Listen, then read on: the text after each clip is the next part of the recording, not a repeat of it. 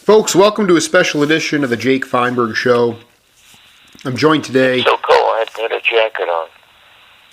I'm joined today by a man who really dedicated his life to the promotion and the appreciation and the love of jazz music and the education of jazz music.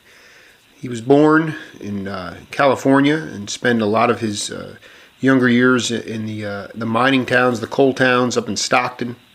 But he wound up being probably the most articulate and educated advocate for jazz music in the Bay Area of over a 30-year period. He's a Chinese American and was constantly bucking the trend at every turn in his path. Herb Wong, welcome to the Jake Feinberg Show.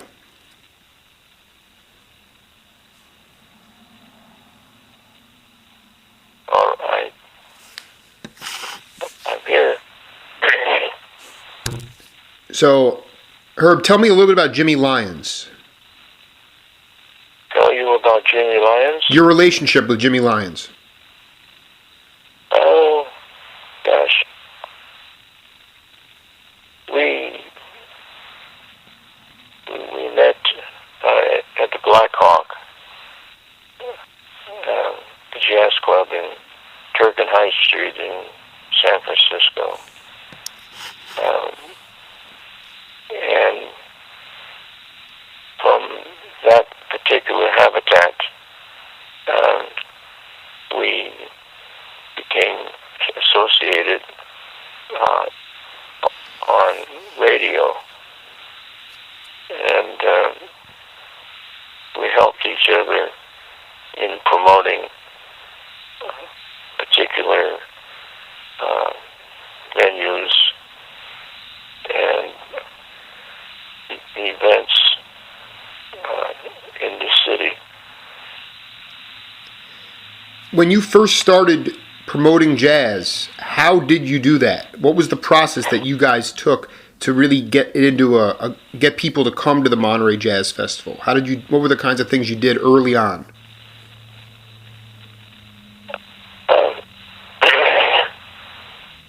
Well,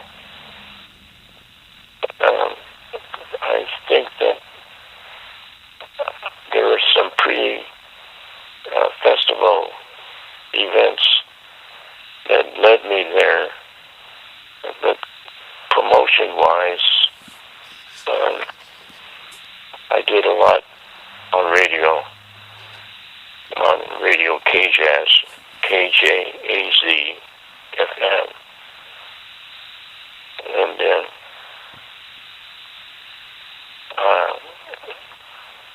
I probed into the events with a vengeance. Yeah.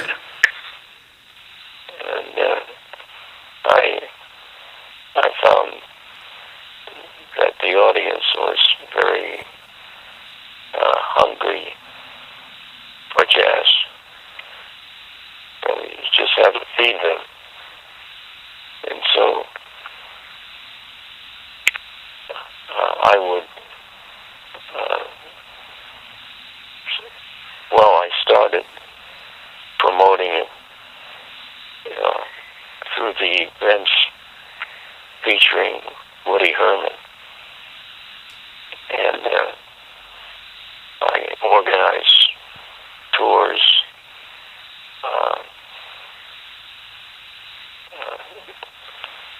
concerts,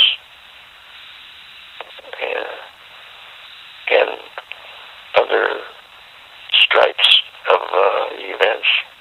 Did you go to like college campuses, community colleges, recreation centers? And what kind of materials did you use? I mean, you said it was the radio, but what about Ralph Gleason and Phil Elwood? Talk about how everybody worked as a team. It's important to frame this in the right context. Everybody what? How everybody worked as a team. Oh, as a team? Yeah. Yeah. If I had a promotional target in the city. Everybody else in the jazz community that you mentioned, Ralph Gleason, Jimmy Lyons, Bill Elwood, and a few others, we would be interviewing each other in our from our particular positions in the community. How did you explain how? So that it was a group effort. Yeah, it just seemed to me that there was a lot of credibility, but I'm just trying to figure out how you, if people were hungry for it, but they didn't know what they were looking for, how you showed it to them. I mean, how you got them to, how did you get them in the seats? It was the strength of the, it was the strength of K-Jazz. It was the strength of the radio show. Yeah, the strength of the radio show on K-Jazz, because the jazz voice by way of K-Jazz was strong. And so I leaned on it as an instrument of penetration. Herb, I wanted to ask you, could you talk about growing up in a Chinese household that allowed you to, were your parents open-minded people? Oh, absolutely. In fact, everybody in the household played an instrument. Talk about that, please. Well, my dad had a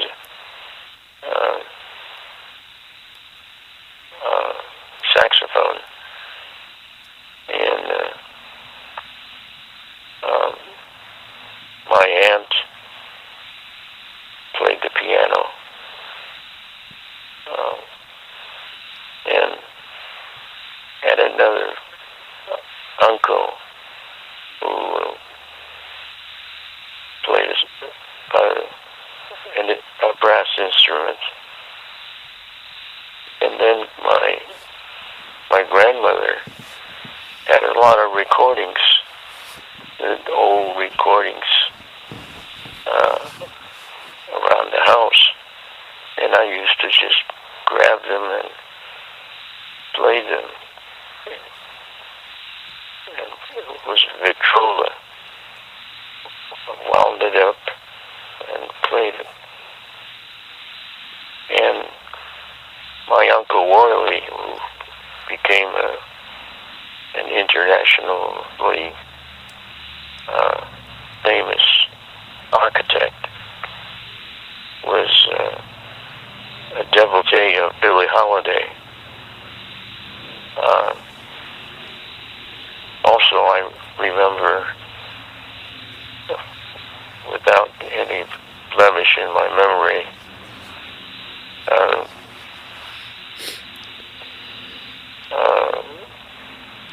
Uncle Worley had a penchant for Bob Crosby, and the Bob Crosby band had a recording on Decca Records. Mm-hmm. Will You Still Be Mine? And to this day, whenever I hear anyone play Will You Still Be Mine, I remember those beautiful days when I was just a kid, and I was captured by Will You Still Be Mine. It was such a beautiful tune. Anyway. And but also like your brother and you used to play like Name That Tune. You guys were learning rhythm. You were learning mathematics. You were playing games. But your parents were like, these are productive things, right? I mean, they were happy about that. Oh yeah. That's a famous story. Because I just want to say, like in the Chinese community now, in the with younger families now, the onus is on you have to do something that's going to make you a lot of money. You have to be a doctor or a lawyer or a scientist, something common sense, not a dreamer. You were a dreamer, and your parents let you be a dreamer. That's correct. Yeah, we were able to unleash our imagination.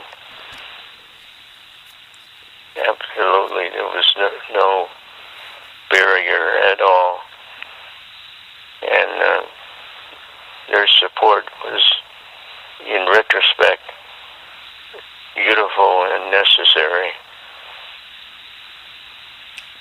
I consider my brother and I to be very lucky.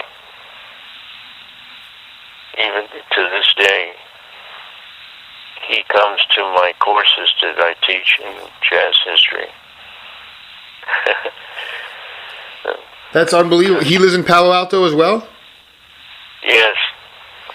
I just finished a course last Tuesday. He was there.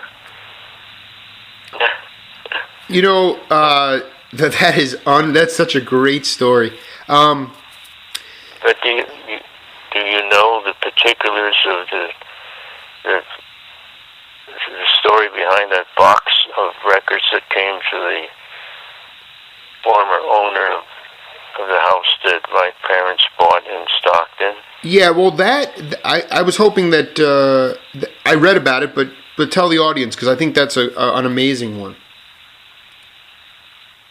Well, I was anyway around 11 years old, and this box arrived addressed to the gentleman from whom we purchased the home. So my brother Woody and I decided to just break it open and check it out.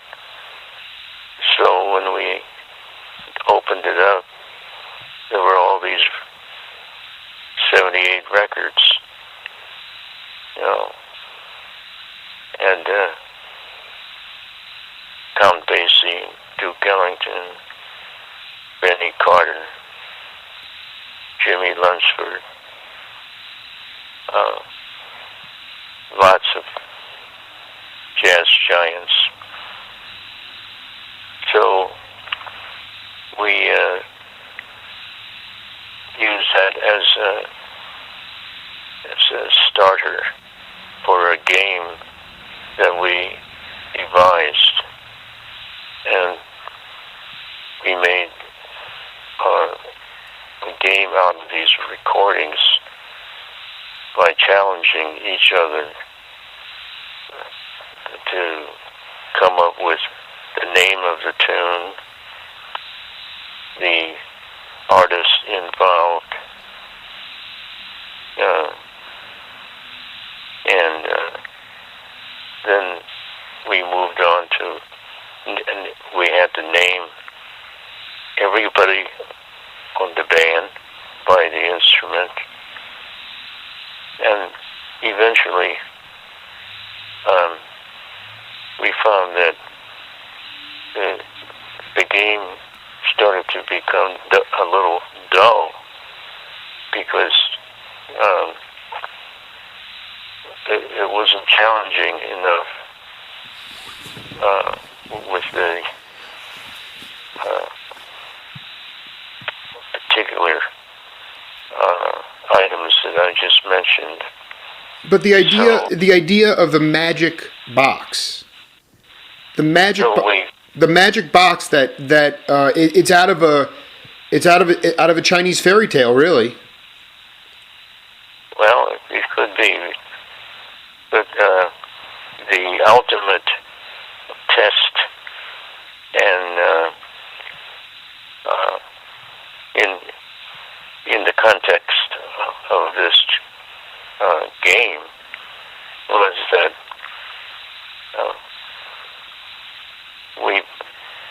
my brother and I have pretty retentive memories, so it made it less challenging when we had to name the tunes and the musicians in their respective instruments. Yeah. And so we installed an item of challenge by requiring knowing the serial number of of the recording that was consisted of numerals and letters, and that helped to separate us in our game. But we had to try to tank all that away in our memory and using it in the game. And that led me to become very interested in playing an instrument. So I started playing piano very early. I was playing classical music when I was about 6 or 7 years old, actually. So after the catalyst provided by this box of records in the game, I asked my dad to see if he can find a jazz piano teacher. Well, he says there's no such animal. And in those days, there were no instructors in jazz piano. It was all classical. Yes. So he found a fellow in a cocktail lounge who provided me with lessons at our home, and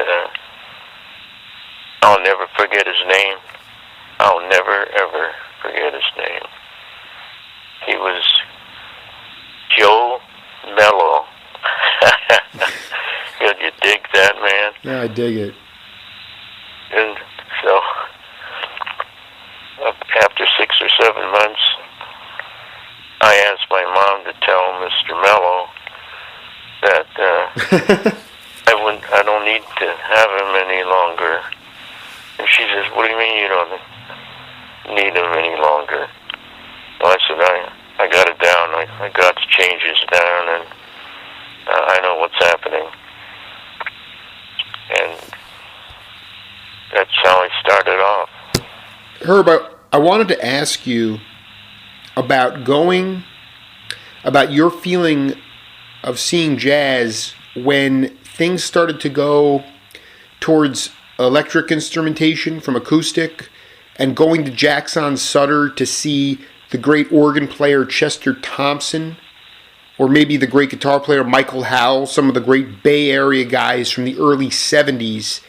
I was kind of wondering what you were thinking about at that time when it came to jazz. Well, there was still a lot lot of jazz going on. It wasn't something that was an object of starvation. It was my favorite time period. Yeah. It's my favorite time period of jazz is the Bay Area in about 1973. You know, what did you want me to comment about it? You know, you were, in San Francisco during that time, and I was hoping you could talk to me. I always say to myself, you had strong promoters, multi-ethnic bands that believed very much, it was a thing of pride to believe in your heritage. And so you had bands, Chicano bands like Azteca and Malo, and you had, a lot of black jazz going on in the Fillmore district with the organ trios. And then you also had, the psychedelic rock scene with like Jefferson Airplane, the Grateful Dead. But you could have all these different bands winding up on a certain bill, and you'd have Asians and whites, Latinos and blacks all going to the concert together. So it was a blending. And it was, we still lived at that time in a moderate capitalistic system, whereas today it's more berserko capitalism. And so, there was money out there, but not nearly as much. And it was much more about accessibility. The venues were open later. You had the Both and El Matador. And I don't know. I just want you to talk about that early 70s time period because, like I said, I dig on it a lot. Oh, well, I visited a lot of these clubs because there was such a variety in the multi-ethnic perspective, and it was reflected in the nature of the music. I mean, I pursued Lester Young at Jackson Sutter Street when he was there, and then he had a gig in Oakland, Chinatown that I favored because it was a funky little place called Hamburger Gus's. Yeah. And there was a one-night gig featuring Lester Young and Billie Holiday. And I found out about it, and I wasn't going to miss that. And so I checked out Hamburger Gus's and found that there was a swinging door that allowed